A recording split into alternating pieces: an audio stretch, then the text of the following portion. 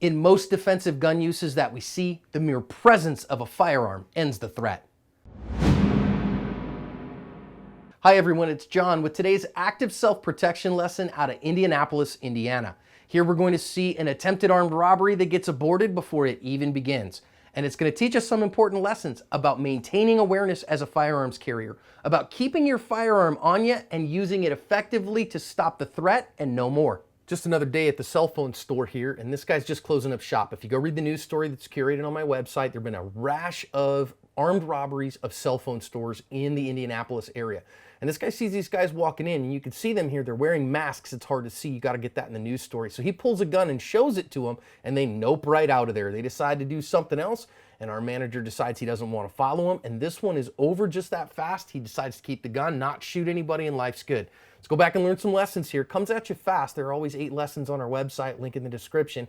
But this guy's just having a normal day, and he's carrying a firearm not to kill somebody, but to protect himself. And this is what he sees. I want you to notice here, he's got 2 guys, which if you go read the news story, were wearing masks. We can't see it on the camera here.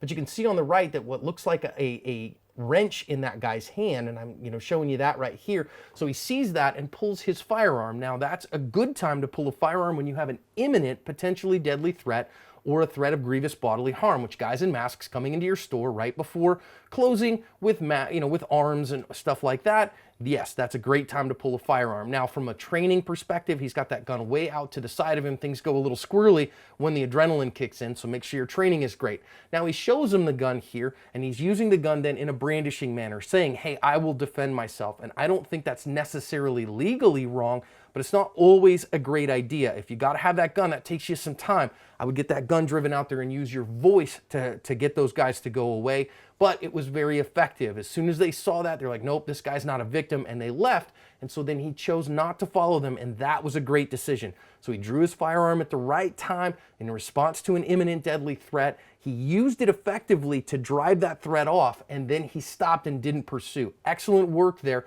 of being aware of his surroundings, seeing what's going on, and covering his asp.